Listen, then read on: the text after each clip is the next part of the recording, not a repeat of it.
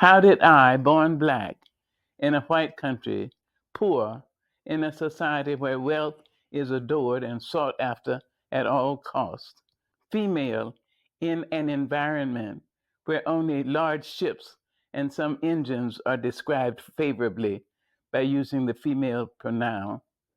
How did I get to be Maya Angelou? I guess the greatest advice is to forgive. I don't anoint it with anything, I just forgive it. I don't know when I know enough. I know a lot, and I'm grateful for that. I know enough to try to live what I know, but I still don't have it all.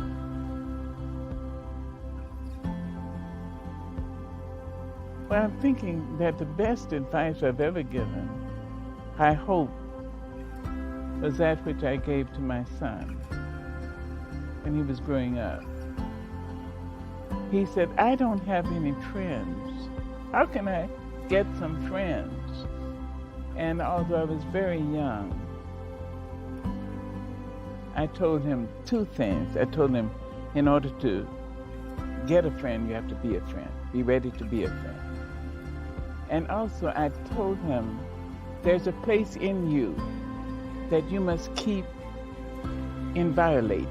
You must keep it pristine, clean, so that nobody has the right to curse you or treat you badly. Nobody, no mother, father, no wife, no husband, nobody. Because that may be the place you go to when you meet God. You have to have a place that you say, stop it, back up. And that's one I told you 25 years ago. Yes. Say no when it's no. Yeah. Say so. Back it up. Because that place has to remain clean and clear.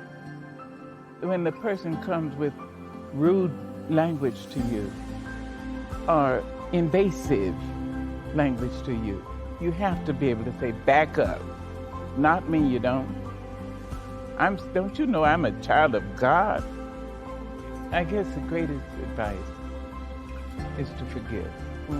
I don't anoint it with anything, I just forgive it.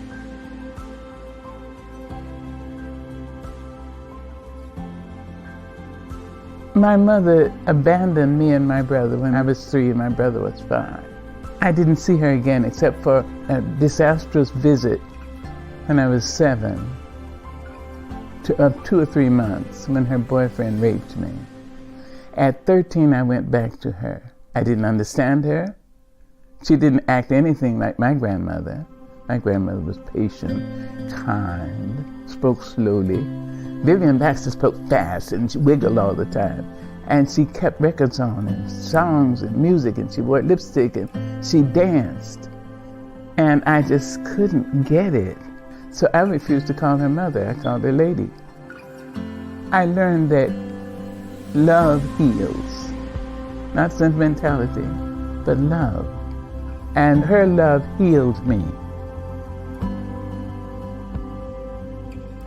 Martin Luther King told me that he expected there to be a black president in 40 years. It was 40 years ago. I didn't. I thought I'd be long dead before that happened. But my mother was that hopeful. I'm myself positive and an optimist, but I wouldn't have gone there.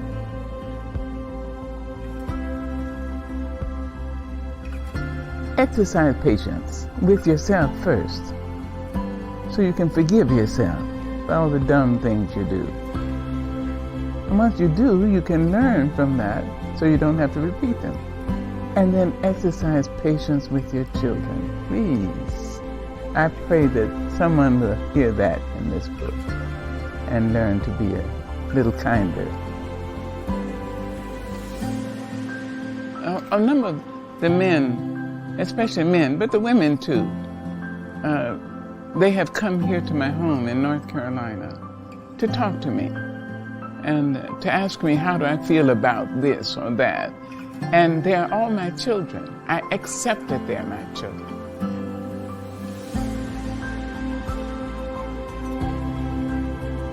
how do I think the world would be if 1% of the world's population was complaint-free? What would happen? I tell you one thing, I think war would be laughed out of the room. I think the very word, if somebody said war, another person would say, you mean am I supposed to kill somebody because he doesn't agree with me? I don't think so. Just imagine. People would speak kinder, more kindly to each other. Courtesy would be invited back into the living room, into the bedroom, into the children's room, into the kitchen.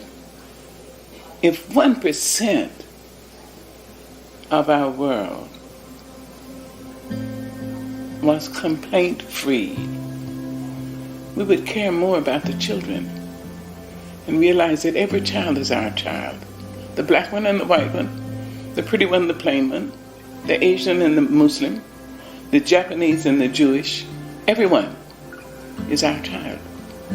If we were just 1% free of complaint, imagine that we would stop blaming other people for our mistakes and hating them because they caused the mistake in our minds. Just imagine if we laughed more frequently, if we had the unmitigated courage to touch each other. It would be just the beginning of paradise, you know.